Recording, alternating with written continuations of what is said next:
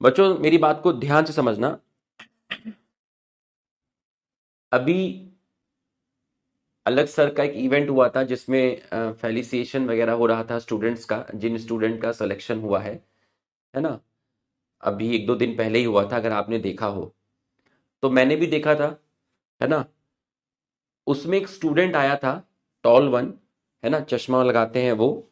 अपनी मम्मी के साथ आए थे वो प्राइज लेने के लिए, है ना। उनका नीट में सिलेक्शन हुआ है। तो उन्होंने बताया कि उनके पिताजी ने उनके लिए कितना हार्डवर्क किया, कितना स्ट्रगल किया। उनका सपना था कि बेटा लाइफ में अच्छा करे, डॉक्टर बने, ठीक है। और उनके जो पिताजी हैं उनका स्वर्गवास हो चुका था। तो आप सोचिए कि वो स्टेज पे खड़ा हुए हैं, उनके बगल में उनकी आदरणीय माताजी खड़ी हैं, और वो बच्चा बिना मतलब कितना स्ट्रांग होके इस बात को बोल रहा है कि पापा ने सपोर्ट किया और आज पापा नहीं है ना। बस इस चीज का वो है। तो आप उस बच्चे का मेंटल स्टेटस समझिए कि वो बच्चा कितना स्ट्रांग है। और स्ट्रांग से इंपॉर्टेंट है कि उसके अंदर कितना दर्द है, ठीक है, कितना दर्द है। और इससे बुरा तो किसी के साथ कुछ भी नहीं हो सकता कि उनके फादर नहीं है, और वो उस इवेंट पर अपने फादर को कितना मिस कर रहे हैं। और उनको मालूम है कि अगर हम ही टूट जाएंगे तो हमारी जो माता जी है उनका ख्याल कौन रखेगा, पूरे घर की जिम्मेदारी कौन रखेगा। तो मैं आपको एक छोटा सा एक एग्जाम्पल आपको दिखाया कि जिंदगी में किस तरह के दुख है, समझ लो किस तरह का दर्द है, ठीक है। इस दर्द के साथ भी लोगों को जीना पड़ता है, क्योंकि आने वाला जो कल है उसके लिए जीना पड़ेगा। अपने छोटे भाई बहन, अपने माताजी पिताजी, अपनी माताजी और भी जो लोग हैं उनके लिए उनको जीना पड़ेगा, ठीक है। ऐसे ही एक और आपने वीडियो देखी होगी, समोसे वाले जो थे, समोसा बेचते थे। आप सोचिए, आपको अगर समोसा बेचने पे लगा दिया जाए ना, और आपको दिन का 200-300 रुपए भी आने लगे, तो आप तो कहोगे नीट की तैयारी करने की क्या जरूरत है। कौन पढ़े ये किताब, कौन पढ़े ये मॉर्फोलॉजी, कौन पढ़े ये जिम्नोस्पर्म, कौन ये रिएक्शंस करे। मेरे को तो दिन का 150 रुपए आ रहा है, 150 रुपया। तो मेरे को तो धंधा मिल गया है। मैं ये पढ़ाई लिखाई नहीं करूंगा, मैं तो बस समोसा बेचूंगा, धंधे को आगे बढ़ाऊंगा। लेकिन दूसरा टाइप का स्टूडेंट होगा कि यार समोसा है, अब यही बेचना है, अब मेरे पास टाइम तो है नहीं, मैं पढ़ नहीं पाऊंगा। लेकिन उस बंदे ने, आप सोचो भाई, मैं उनकी जगह होता तो मैं तो तैयारी नहीं कर पाता, मैं समोसे वाले काम को ही आगे बढ़ाता। क्योंकि भाई इतना मेरे अंदर डेडिकेशन नहीं होता कि मैं सुबह दोपहर तक ये काम करूं और रात को जाके पढ़ाई करूं। तो आप देखिए किस तरह के लोग हैं। एक वो कश्मीर में थे जो लकड़ी का काम करते थे, ठीक है। ठीक, और इस तरह के बहुत सारे एग्जाम्पल हैं। जब भी मुझे टाइम मिलता है मैं वीडियो देखता हूं और अपने आप को मोटिवेट करता हूं, ठीक है। इसलिए मोटिवेट करता हूं क्योंकि मुझे भी आगे अब अपने बच्चे की परवरिश कर रहा हूं, तो ताकि मैं भी उसको मोटिवेट कर सकूं, मैं भी स्ट्रांग कर सकूं। तो कहने का मतलब है चीजें ऐसी ऐसी हैं लोगों के साथ, और ये लोग लाइफ में इतना अच्छा करते हैं। आपका 5 लेक्चर का बैकलॉग हो जाए और आप हाय तौबा हाय तौबा हाय तौबा हाय तौबा, हाय रुक हाय रुक हाय रुक हाय हाय हाय रुक हाय रुक हाय हाय, तुम्हारी गलती से तुम्हारा बैकलॉग हो जाता है और तुम पढ़ाई लिखाई छोड़ देते हो।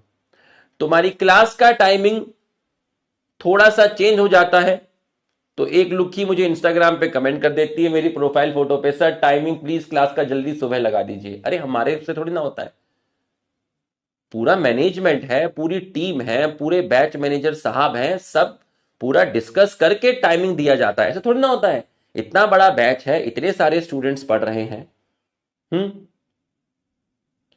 तो मेरी बात को समझिए, अपने अंदर थोड़ी सी सहनशीलता लाइए, एक बी अ गुड लिसनर, और मेहनत करिए। 10 मिनट बात करूंगा, मुझे बात करनी है। अगर किसी का बैकलॉग है तो बेटा घबराइए नहीं, जंग मत हारिए। तुम देखो मॉर्फोलॉजी खत्म होने वाला है, लास्ट लेक्चर है। हम किस तरीके से लेके आए, किस डिसिप्लिन के साथ लेकर आए, इतनी मेहनत करते हैं। हर लेक्चर अपने आप में एक इतनी बड़ी जिम्मेदारी होती है, तुम समझ नहीं सकते हो। जो यकीन 1.0 में मुझसे लास्ट ईयर पढ़ा है, और वो समझ रहा होगा, वो उसको पता होगा कि सर ने कितना ज्यादा अपग्रेड किया है, सर ने कितना ज्यादा चेंज किया है। हर चीज में, चाहे डिसिप्लिन हो या कंटेंट हो या नोट्स हो, पढ़ाने का तरीका हो, एनसीईआरटी बूस्टर हो, रिवीजन लेक्चर देना हो, वो समझ रहा होगा, उसने देखा होगा। लक्ष्य वाला बच्चा जो होगा उसने भी देखा होगा कि सर ने कितना कितना ज्यादा हर चीज में, चाहे कंटेंट हो, हर चीज में अपने आप को कितनी जल्दी और कितना ज्यादा ड्रेस्टिक सर ने चेंज किया है। तो 2.0 हो या 1.0 हो या कोई भी हो, ठीक है, हर बैच पीडब्ल्यू के लिए इंपॉर्टेंट होता है।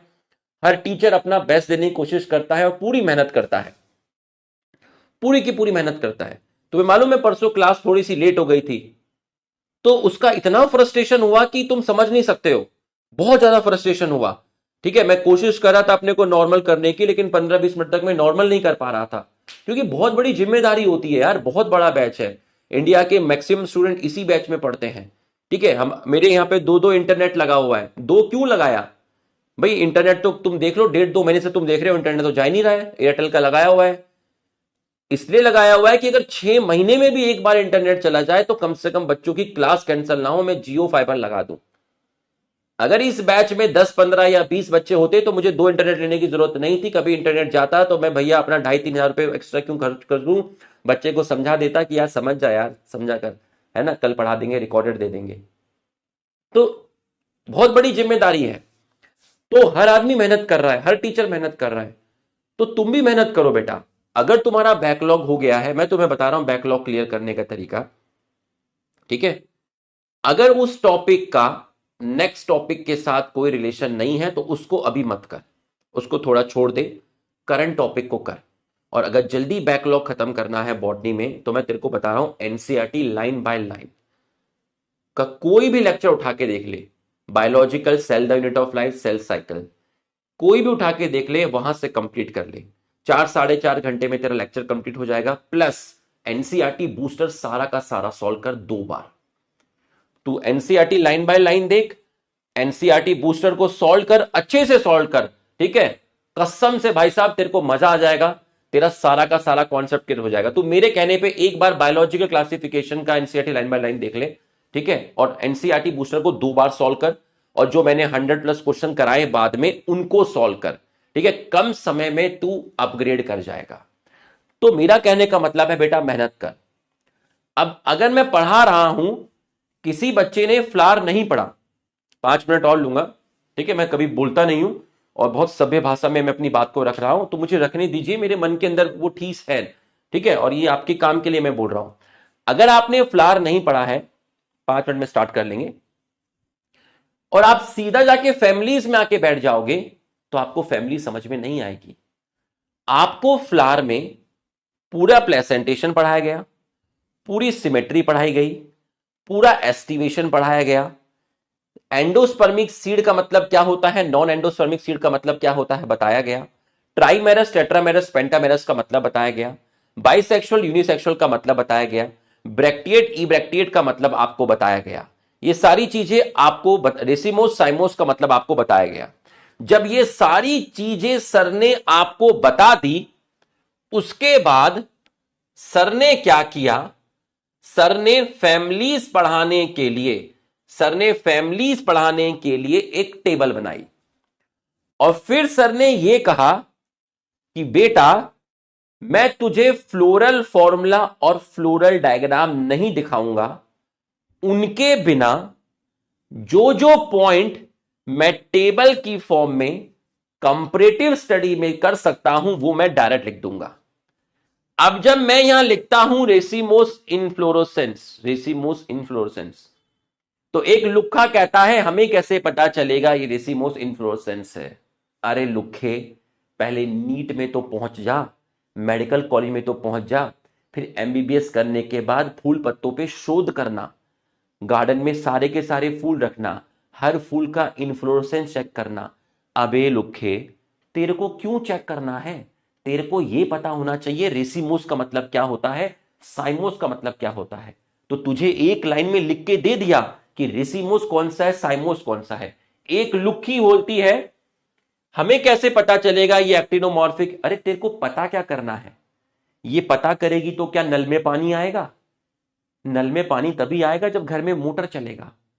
अरे तेरे को लिख के दे दिया, याद कर, तरीका भी बताया, ठीक है, superior superior superior superior inferior याद कर, hypogynous hypogynous hypogynous hypogynous hypogynous, इतना इजी फॉर्म में टेबल की फॉर्म में तेरे को दे दिया, टेट्रा पेंटा पेंटा, अरे तेरे को पता नहीं करना है, पता नहीं करना है, यही तो बता रहा हूं, पता थोड़ी ना करना है, पढ़ा तो दिया। सीड नॉन एंडो, अब कोई लुक्खा पूछे नॉन एंडो क्या होता है, बेटा सीड पढ़ाया था ना, नॉन एंडोस्पर्मिक और endospermic, seed non endospermic non endospermic endospermic endospermic.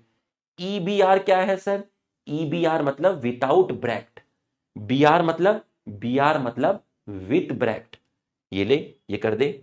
Placentation, parietal marginal axile, सारे प्लेसेंटेशन कराए हैं, ठीक है। फ्रूट, अब फ्रूट बोला कि इन फ्रूट्स का एक्सप्लेनेशन नहीं है, फ्रूट सिर्फ ड्रूप पढ़ना है, तो ये जो फ्रूट्स लिखे हैं इनको याद कर ले, इनको याद कर ले, सिलिकुआ सिलिकुला लेग्यूम, दिमाग नहीं लगाना, इन फ्रूट्स को याद कर ले।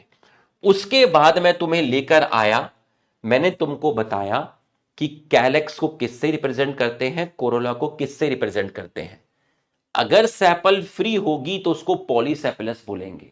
अब एक लुखा बोला ये बेसिक से बताइए पॉलीसेपलस गैमोसेपलस, अरे नसेड़, जब फ्लावर पढ़ाया था तो पॉलीसेपलस गैमोसेपलस पढ़ाया था, पॉलीपेटलस गैमोपेटलस पढ़ाया था। फ्यूज होगा तो तू ब्रैकेट लगाएगा, मतलब गैमोपेटलस में तू ब्रैकेट लगाएगा। सर 5 का मतलब नहीं बताया, ये देख बेटा 5 का मतलब है 5 पेटल। सर यहां ब्रैकेट नहीं लगाया, ब्रैकेट नहीं लगाया मतलब फ्री, कंडीशन है पॉलीपेटलस। यहां पर फिर जाके मुझे फ्लोरल डायग्राम और फ्लोरल फॉर्मूला की जरूरत पड़ी।